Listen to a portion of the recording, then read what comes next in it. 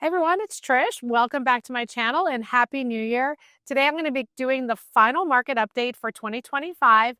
So we're going to go over the December numbers as I always do, breaking them down by the towns around the triangle and looking at the luxury market, which means homes over 750,000. At the end, I'm going to give you my takeaways of what I saw last month, and we'll also talk a little bit about what we may see in 2026.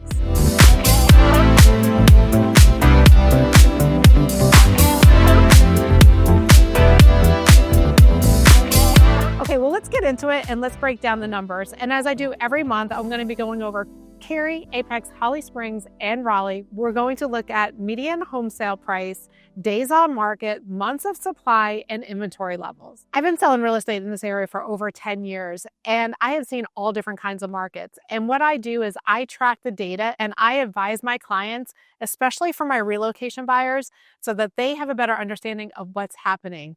Consider me your eyes and ears on the ground at all times. And as a side note, if you're relocating or trying to interpret all of this data from a distance and trying to figure out what it all means, what are these price reductions, reach out. This is what I do. I help my clients clarify what's really happening instead of relying on headlines that maybe don't pertain to a certain area. Headlines are very generic, and I've said it before in some of my market updates. Market data is very localized, so you really have to dial down on the particular town, particular neighborhood to see what's happening, and that's where I come in to help you so that you're not flying blind. So call me or reach out. My information is down below. I'm happy to help wherever I can. So let's start off with Apex, where you're going to find more choice for buyers, but still a seller's market. In Apex, median home sales rose just slightly from 853,000 up to 880,000. So that was about a 3% increase. Days on market stayed relatively flat, which tells us that demand is still very strong. 19 days on the market is not a long time.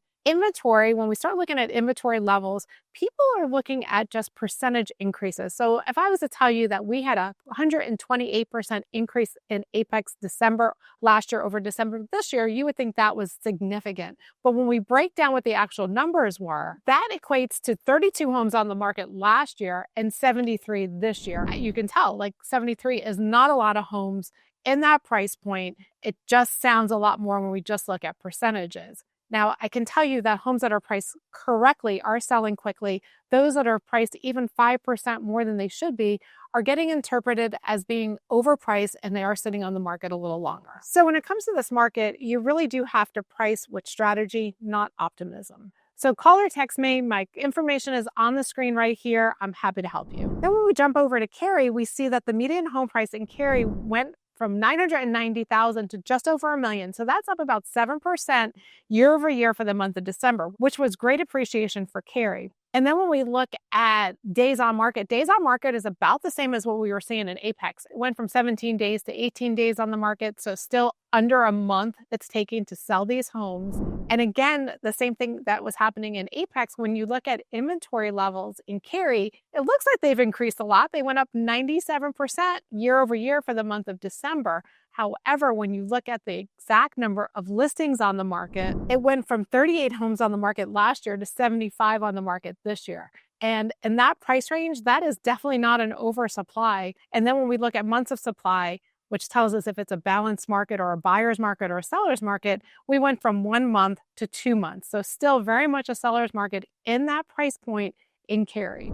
And just when we're looking at inventory levels, something to keep in mind is that last year, overall, throughout all markets across the US, it was one of the slowest years we've had in real estate, with less transactions per side happening across the board. Next, let's talk about Holly Springs, where I'm at today. I'm actually in Harris Lake Park in Holly Springs. It's a beautiful park, big lake that you can get out on. You can paddleboard, you can take your motorboats, fish, jet ski, whatever you want to do. Plus, there's tons of walking trails around here. Harris Lake is one of my favorite parks in the area. It's a great place to go throughout all of the seasons. And when we look at the Holly Springs market, it's actually the tightest market across the group, and it tells a little bit of a different story. Prices held steady in Holly Springs, hovering around $885,000 in that luxury segment for both resale and new construction homes. Days on market dropped by almost 48%. They went from 27 days on the market to 14 days on the market. So homes selling very quickly last month in Holly Springs.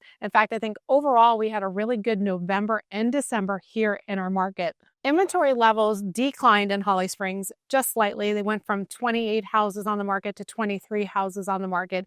And again, when we look at months of supply, we're at 1.4 months of supply. So still not a lot of supply, still in a seller's market in Holly Springs. And when we say it's a seller's market, it means that there's low inventory. So there's fast absorption and little room for hesitation. So buyers who are waiting might actually lose out on properties. I think you have to move a little bit quicker, maybe in the Holly Springs market, especially if it's a good house that's on the market. And again, it goes back to what I've said in some of the other market updates, pricing correctly and having your house in a good condition, it is going to sell faster. Finally, let's take a look at Raleigh, where Raleigh shows a slightly different story than the suburbs that we just covered. The Raleigh median home price rose about 3.2%, still under $1.1 million. And actually, the inventory in Raleigh did decline year over year for the month of December, but it only declined very slightly. It went from 288 homes to 247 homes, so a very low drop. It was a couple percentage points. And then when we look at that months of supply number,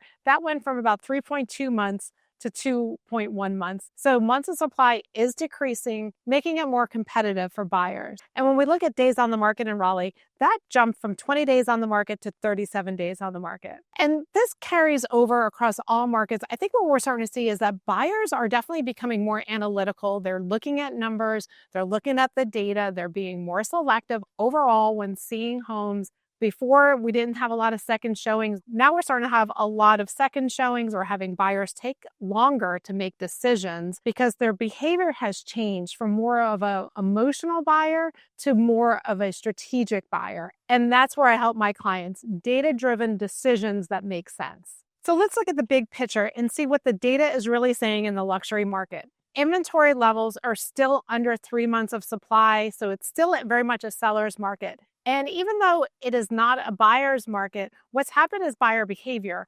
Buyers are not buying emotionally anymore. They're taking time, they're making decisions, they're looking at the numbers, and that's where I come in because guidance helps looking at the numbers, knowing the market trends, and understanding overall what's happening in our area. And as we look forward to 2026, here's what I'm starting to see already with some of the clients that I'm working with.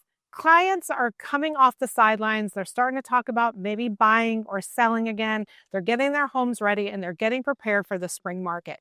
Some are starting a lot earlier because they want to position themselves earlier so that they're not in a lot of competition when our spring market starts to heat up. And even though interest rates might only dip a little bit more, I think it's going to be enough to start pulling a lot of those buyers off the sidelines and getting them back into the market. I think we've seen a lot of pent-up demand over the last couple of years. People had a lot of uncertainty on what was happening as far as interest rates in the market, just listening to all the noise out there.